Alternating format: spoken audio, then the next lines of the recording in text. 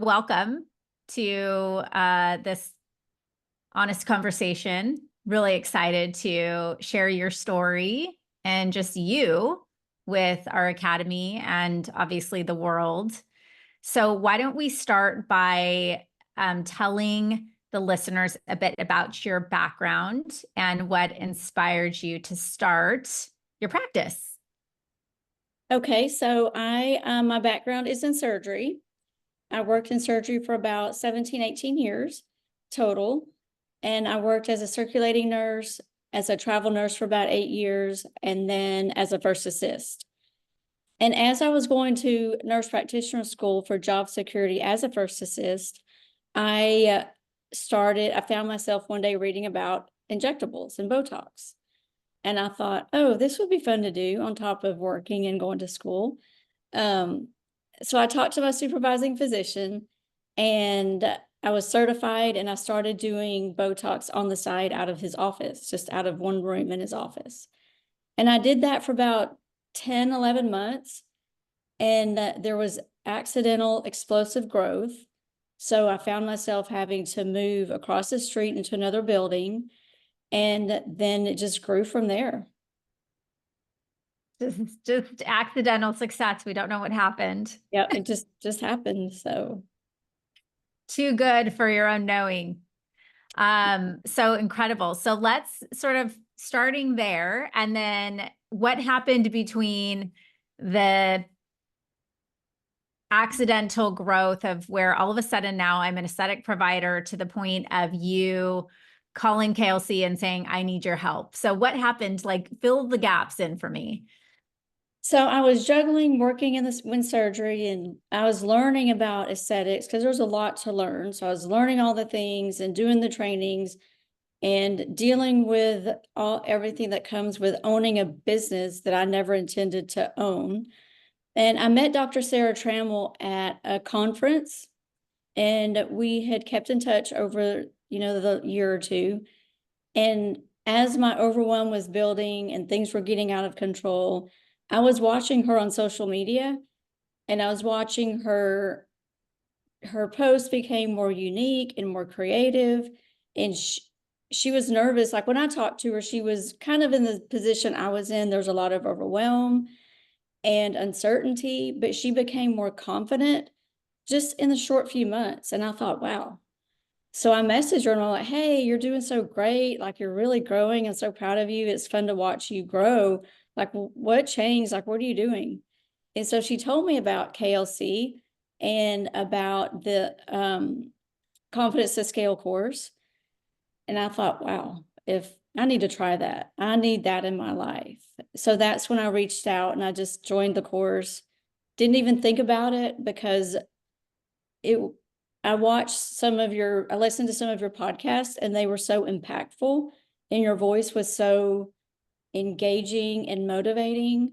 I just wanted to be part of that group. So that's when I joined Confidence to Scale. Oh, well, we're so glad you're here. So let's talk about that. So you were experiencing a lot of overwhelm. What were some of the things specifically that had you in that state of overwhelm? I was having to do all the things, and I was having to learn all the things there is to learn about aesthetics, learn how to be a leader. I'd never been a leader. I was a clinical background, and learn all about the business. And I got to work, and I found myself not enjoying it anymore because the overwhelm of feeling buried in life. I was a mom. I had to do all the things at home and at work, and everyone looks to you for the answers, and they expect you to have them. And they look at you and they think, oh, you're successful and you're busy, but that doesn't mean that you're okay. Like you're feeling all the things. And there was a point that I hid in my room. I didn't want to come out of my treatment room because everyone would come at me with a question or a need, or I had to be pulled somewhere.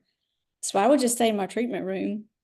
And that was my solution. I would just hide out. And that's when I brought that to you, and you had the idea of doing a question clipboard. So unless somebody was bleeding to death or dying, I was not to get interrupted. Just because I was in my room without a client, that doesn't mean, oh, Anna's not an appointment, I'm going to go talk to her. No, that's my time to get my things done. And I think that was a pivotal moment in my transition because I was able to protect my time. And I learned that it was okay to set boundaries. I could still care about the team and care about my clients, but I was able to set boundaries and not feel guilty because I would still get to their questions and there wasn't anything that needed to be answered right away. And just learning how to protect my time, that was a huge part of it. Well, I remember conversations with you where you were working till like midnight or something like that at home, and you would take home these treatment plans and not spend time in your clinic building the treatment plans. You would like save that for yourself for later. And so you never really had a delineation between like work time and home time. It just all was bleeding together. And I think for some reason, there was some story you were telling yourself about that you weren't giving as much as you could to the business by doing that like administrative task during business time. Right. So when you think back to that now, like what's your perspective of that, like that, Anna? So I think I was so focused on I had to do everything perfect. I had to make sure that my hands were on everything, that I had such tight control over everything that I didn't allow my team to be creative and to take on the task that I thought that only I could do because it was all in my head. I didn't have time to put a process in place. And I heard from everyone, don't start a business without your processes. And I heard from you guys, you have to have your processes in place. I thought, I don't have time to get processes in place. I just got to keep going. But you can't not have the time. The choice to not take action is a choice that has consequences. And it took me about 6 weeks to block the time off. But once I did, then I was able to gain traction, get my life back, feel like I can breathe again, and I like myself again. I had literally gotten to a place I didn't like who I was. I just was always overwhelmed and irritated and annoyed and running behind and doing 500 things at one time that I wasn't able to focus and give anything my true attention. So in letting go, I saw that my team was capable. I just didn't give them the space or the roadmap on what success looked like. Mm.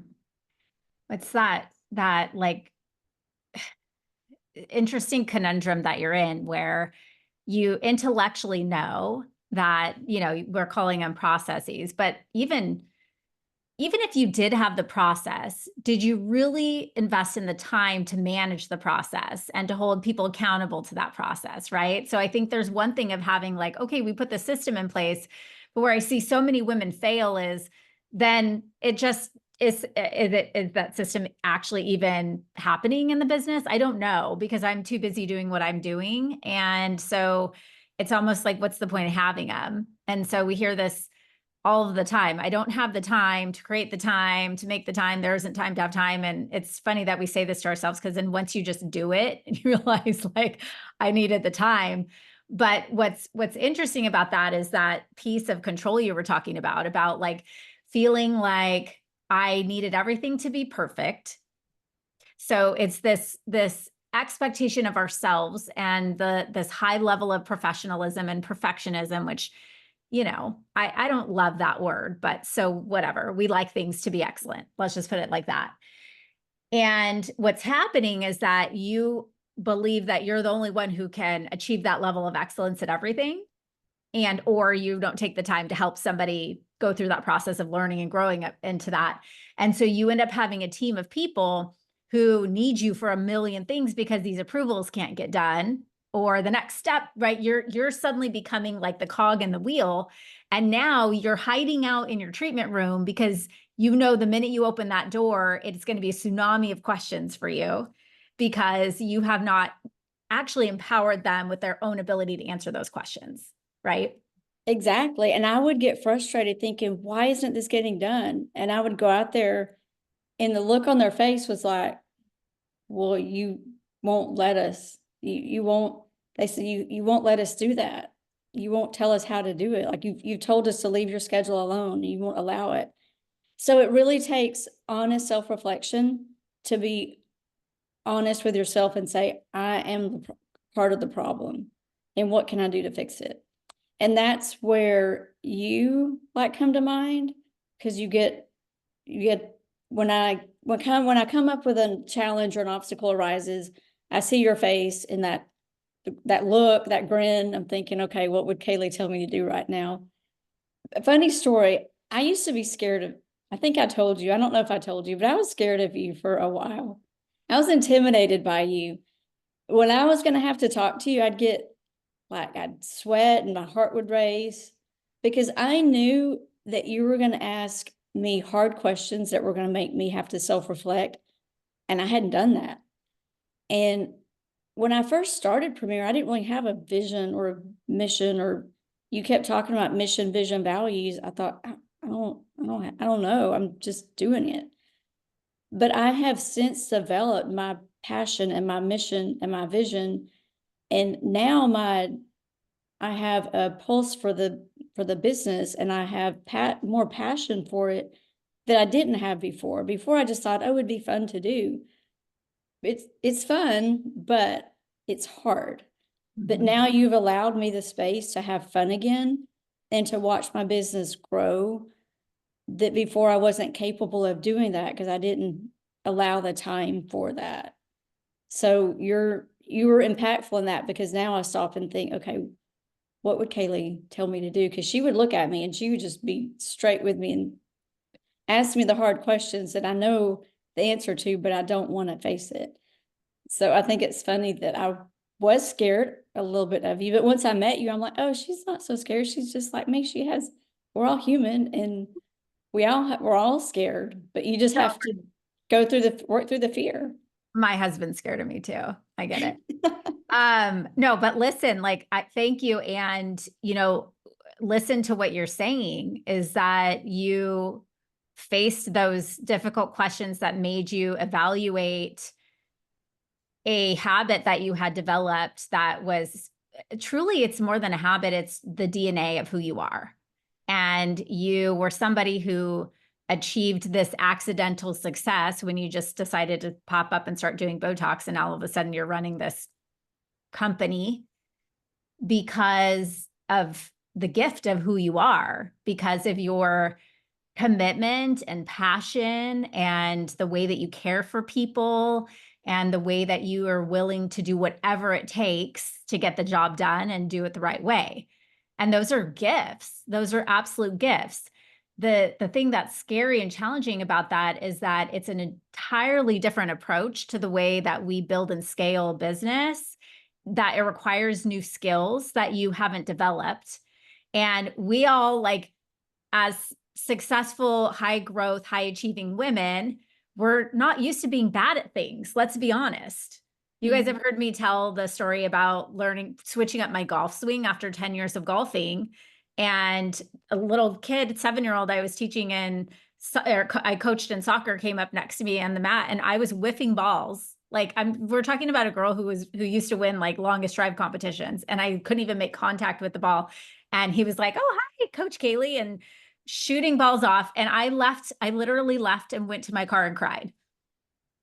I mean, how dumb is that? But like, that's how terrible it feels to be bad at things, right? And now, not only are you putting yourself in a position to have to learn a skill, a skill you really don't know a ton about and you haven't practiced, but now you've got this responsibility to uphold in the meantime.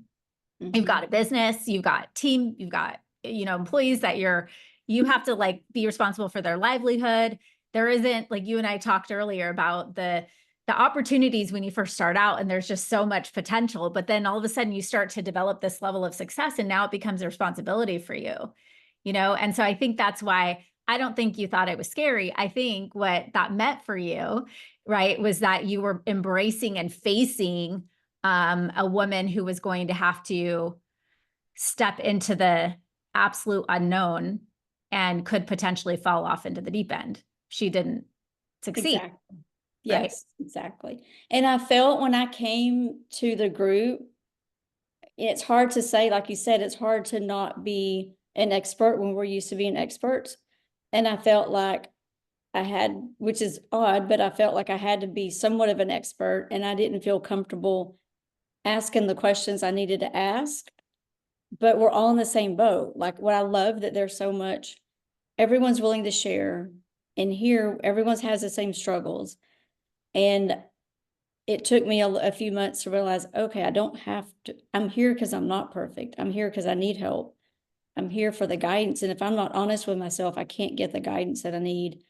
And it's okay to not be okay, but we want to shift out of that. And the only way to get help is to be honest with you and ourselves as to what we need in that Yeah. and what that looks like. Which shows so much strength, because I know I'm looking at the comments in the chat here of women who are like, you would, if you walked by them on the street and you saw like how much success they have achieved, you would never know that anybody would feel like that, right? The same for Mhm. you. This might be a tough question to answer, but if you could even, come up with one or two, I'm curious what have been the biggest mindset shifts you've made over the past 2 years as a business owner? So there's so many of them. One, like we talked about, was letting go of control. One big one that I couldn't see myself doing for a long time was transitioning to the CEO mindset rather than the provider mindset. You would tell me, you have to step back so you can work on the business. And I was thinking, I can't because I'm bringing in the revenue. And if I step back, the revenue's not going to come in. And one thing that I kept hearing, that I kept playing over in my head that you said to me was, Anna, you know how to make the money. You can make the money, but you're not going to get out of this. You can't work your way out of overwhelm. So that's what gave me the courage and the strength to step out, step back, put my CEO hat on, and figure out, okay, what am I going to do? What do I want the big vision to be? And to look at the business from a bigger lens rather than a narrow lens. And that's when I was able to really pivot and grow even more. And just allowing for imperfections. Like, it's not going to be perfect, and just get out there and try and learn together and allow the team to bring ideas to me rather than me having to delegate everything, giving them the space to say, hey, like, let me know what you think. What are your thoughts? What's working? What's not working? And the constant, consistent communication helps a lot too. It's life-saving.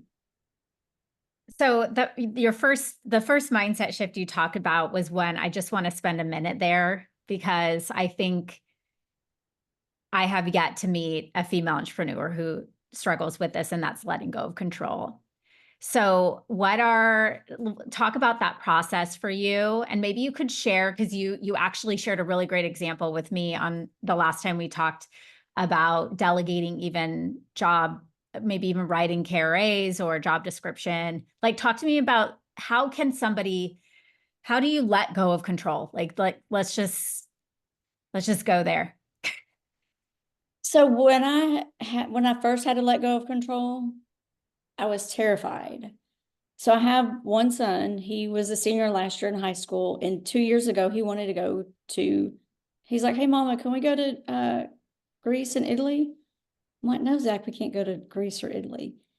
And then I thought, "Why can't we? He's about to only have one, and okay, I'm gonna make it happen." But that was going to mean me being gone for 3 or 4 weeks. And I thought, how am I going to leave the country, be in a different time zone, and everything's still going to run? And Justin told me, she's like, Anna, tell your team you're excited to see what they do when you get back. I was like, oh, can I say that? Can I do that? And you just have to set the expectations. And this is what I did. I wrote down what was expected and the steps how to get there, make an SOP, which everyone hates doing SOPs. I didn't want to do my SOPs, but once you get them down and the team knows what to do, how to do it, by who and by when, it's seamless. Like, people were just running like clockwork. The whole team was amazing and they did phenomenal when I was gone. So it's a matter of stopping to say, is this really that important? Like, do I have to have control of this? And focusing my time on the 80-20, the 20% of the things that are really going to matter. And it sounds simple to say, but you just have to let go and trust and have faith. You have the right team and you just have to let go. And there's going to be mistakes that happen and you just fix them along the way. That's a learning experience that makes you and the team stronger. So that was what really helped us. And then the team is proud. They're proud and they say, you know what, I did that. I contributed to that. Then they want to do more. So it changes the whole culture in the office. I love that. I'm flashing back to just the pictures and videos you sent from your trip to Greece. And then now I'm choking up because, gosh, I have one in high school, and time goes by. Ah.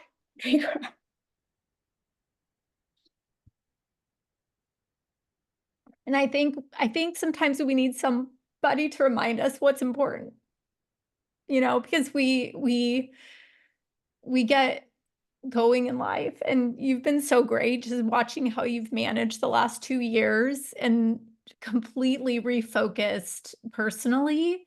And then with that, the side effect of that being that you've left a team you've empowered them because you've given them that space and the freedom to like grow and fail and learn, and you've become the mentor to them. And I just want to thank you for being that role model. It's been incredible to watch you. And I think it's like, just to hear from someone that there's safety in not being in control at the time. Because I think that's the scariest thing, is that like, if I let go, things will fall apart. And yet control's just in our mind anyway. It's just not even a real thing. It's just something we tell ourselves. And it's showing up for me in my life and everything in my life, not just in business. So that's something that I personally have worked really hard, especially this year. That's been like my biggest thing I've been working on, is like the letting go of control.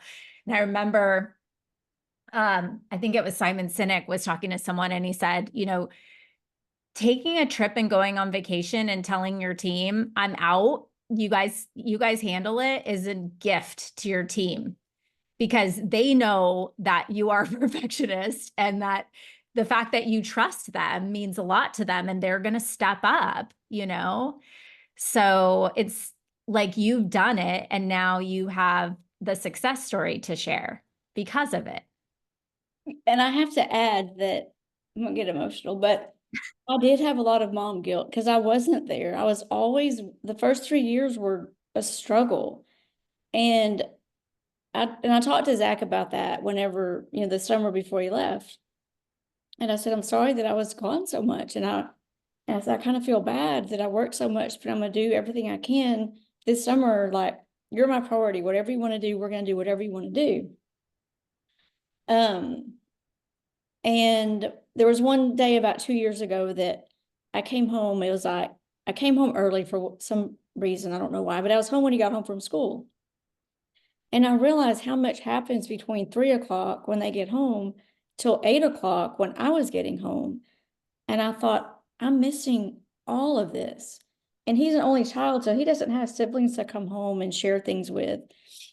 So I was intentional about, I'm leaving here at 3:30 or 4, at least 2 or 3 days a week. I don't care what's happening. I'm leaving. I'm going to be there for him. But he was so sweet. He's like, Mama, every time I looked up and I needed you, you were there for me. And he said, we took all these trips. We made all these great memories. He said, I'm so proud of you and everything that you've accomplished. He's like, look where you started, Mama, look. And look where you're at now. And so he's my biggest supporter. But not only that, I was able to show him it's okay to get help where you need help, get coaching. Everyone needs coaching. People used to think getting a tutor was bad, but now it's a good thing. Like getting coaching is good to help prepare you for that. The only regret I have is I wish I didn't know about the resources. Had I done that 2 years ago, I would have had 2 years of my life back that I could have spent with him, because I'm never getting that time back. But all I can do is move forward, and he has learned a lot from it. And he's grateful and appreciative. And a lot of kids wouldn't have been, they would have been resentful, but he just was grateful for the time that I did have with him and all the things, all the memories that we made, because I was intentional. And one day he asked me, Mama, when are you gonna be home? I said, I'll be home in 30 minutes, Zach. He's okay, so that means 3 hours. And my heart just sank. I felt awful. I'm like, no, I will be there in 30 minutes. And I left everything and I came home, because you're not getting that time back. And for those of you that do have kids, and everyone told me the time goes by so fast, and it does. And once they leave, nobody prepares you for that. It's a grieving process, because that chapter is closed. Then there's a new chapter that opens, and it's amazing. But there's a good month of a grieving process. But if you can be intentional with your time now, then it'll just be a better transition, and you can enjoy more of your time with them. Well, those boys know how to pull on the heartstrings, man. Yeah, they do. I think I left early from one game, and now Luke's like, oh, I can't believe you're still here at the end of my game. I've been to like 500 games, Luke, and I've been here at the end of all of them. But on it, truly, like, also, you've been an example of what it takes to go out and achieve the unachievable, and to build something from nothing, and to achieve your dreams. And I just made a post, I think today, about that. Like, I think that there's not a better gift we can give our children than to be an example for them of what's possible, and show them that they can go and achieve anything in the world. And you've done that. You just told me that now he said he's all into personal development and wanting to follow in your footsteps, you know? He is. And he loved watching the business grow, and he would come and help sometimes, like in the summer, and he loved talking to the reps, and he's gone with me to business conferences. So he was exposed to all that, and that kind of ignited some interest in him as well, and passion. So it is good watching him flourish and grow and thrive now that he's out on his own. As much as it hurts, it's good that he did have all that exposure. And he'd be in the car sometimes when I'd be on my coaching calls, when we would be talking, and he recognizes your voice now. Oh, is that Kaylee? If I'm watching Instagram or what, yeah, that's Kaylee. So let's talk about, because this is something that I think's been so cool about having had the experience to work over the course of years with you, right? Because we can learn something, and we have a new tool, and, we go and we like set out on this path, and things are going good. And then reality sets in, or we find ourselves like we hit a roadblock, or we all of a sudden get to a place where we're back in that place again, right? And you and I have even had conversations where you're like, I almost lost it, and I'm back in this place of overwhelm again. And which, this is what happens. There's cycles. And that's why coaching is so powerful, because you learn you recognize, I've been here and I've gotten out of here, and I've learned these tools. So what can you share about the strategies that you use to anchor yourself back to that bigger why, and how you get out of that place of feeling stuck or overwhelmed when you go back there, when you feel yourself back there again?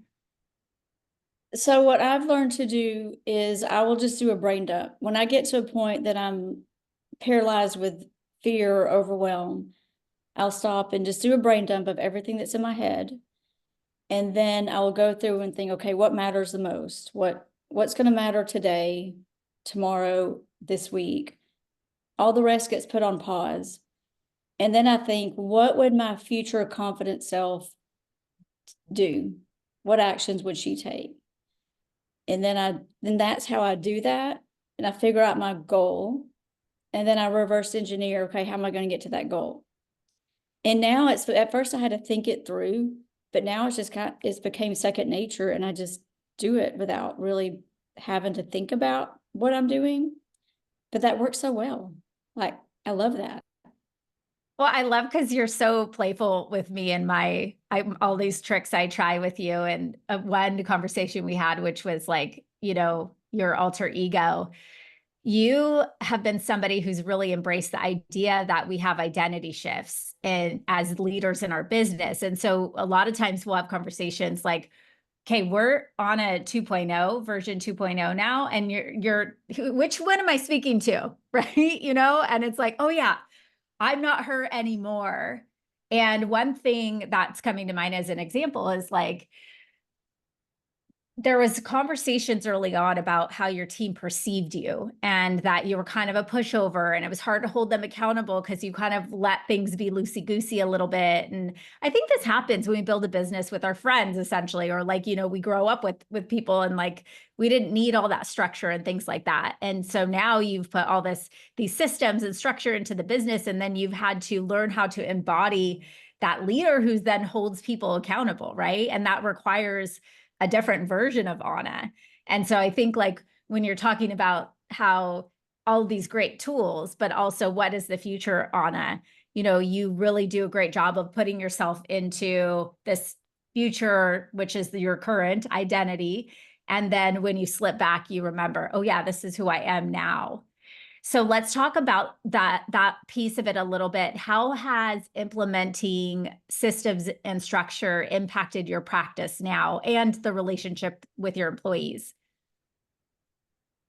So that has allowed me to take control of the challenges that I want to take on, rather than the challenges taking over me and taking over my day. And it's made such a difference in the office because before I would try to please everyone. If I had any resistance, I would second guess myself and think, oh, maybe that's not a good idea. Okay. Um, but now I think, no, that is a good idea. I came up with it and I thought it through and I want to do it. And this is why. And rather than getting all the, no, we can't do that because of this. No, we can't do that. No, yeah, we can. How about find ways to say yes rather than find reasons why to say no. And so, we don't take no for an answer. We find a yes. And it's just made such a big shift for the whole. It's a positive vibe in the office and more of an excited vibe. And it's also instilled creativity in the whole team. They're like, oh, okay, now we don't have to do things this way just because we said it. And you said something the other day that we had a policy in place and that was a policy. And you're like, well, you just made that policy up, right? Like, yeah, we made the policy, so we have to stick to the policy because we made the policy. So you can just change the policy. I was like, oh, I guess we could just change the policy. Let's just change the policy. But we get it in our heads, that's how we have to do it. But then why? Like, what we started doing at the office is things in aesthetics change so quickly. Like, it changes 100 times faster than any other industry. So now we've started reassessing weekly what's working, what's not working, what do we need to change. Just because it worked last month, it doesn't mean it's going to work today. So we're changing a lot of things up regularly. And now people are used to that. I think whenever I used to roll out a new process, I rolled it out, hey, this is how we're going to do it. So in their minds, they're thinking, this is how we're going to do it. But now I say, hey, this is what we're going to try. We'll try this for a week or two. I want your feedback. And then we're going to constantly change it and improve it as we need to, as the culture changes or as the needs change, or when we find a gap in the process. And that has worked well with the team being not getting frustrated, because I'm not saying this is how we're going to do it. I'm setting the expectation. It's going to change, and they're okay with that. Well, also what's coming to mind is the pressure and the constraint on a human trying to be perfect, like we just talked about. Mm-hmm. And look at what that did for us. And what we're essentially doing is we're saying, here's the goal, here's the action plan on how we're going to get there, and we're going to fail along the way. Like the expectation isn't for you to hit that right away. It's for us to start working toward figuring out what those roadblocks are, or the barriers are going to be that will be preventing us to get there. So like, it's almost like there's an expectation that you're going to fail a little, or you're going to discover a loophole or an opportunity or another way of getting there. And that's okay. Mhm. And I could see how certainly that would inspire somebody to think a little more creatively than feeling like they have to be perfect and follow the plan exactly as it is, one foot in front of the other every day. Yes, and in allowing them that creativity to know, I found that one of my team members would think she was so focused on, I have to do this how Anna said I should do it, that she couldn't really think and respond appropriately because she was wanted to do it perfect. Hmm. And so when she learned, okay, this is our goal, we want to make our clients feel valued. That's it. Use these tools, but you say it however you want to say it. And now, I mean, she's thriving because she's not focused on, oh, I have to say it this way, how they told me to say it. So no, just forget about that. This is what we want. This is our goal. And she's doing great, phenomenal job. So I think that helps the team when you take the pressure off of them and to let them know, hey, it's okay. I know you're going to mess up and that's okay. We'll work through it together and we'll figure out how to do better next time. And then they appreciate that, I think. Absolutely. So I think your story is so special. And interestingly enough, it's not that unique for somebody in our industry to find themselves sort of stumbling into aesthetics, right? It's like just a very cool place to be now. So I'm curious, like, as there are so many providers that are opening aesthetic practices or starting their own businesses, now that you have the perspective that you have, years under your belt and having evolved into who you are, what would you say are some of the common misconceptions about starting and growing a thriving business in the medical aesthetic space? I think a lot of people think that it's easy to do. You see these weekend courses being advertised and they think, oh, I can take a weekend course and I'll be an expert because the courses are titled, become an expert in 2 days. That's just not possible. So I think people don't realize the work that it's going to take. You have to learn the anatomy. You have to learn how to prevent complications and how to deal with them when they happen. It's not if, it's when they're going to happen. And people think you're going to make a lot of money right off the bat. You're not.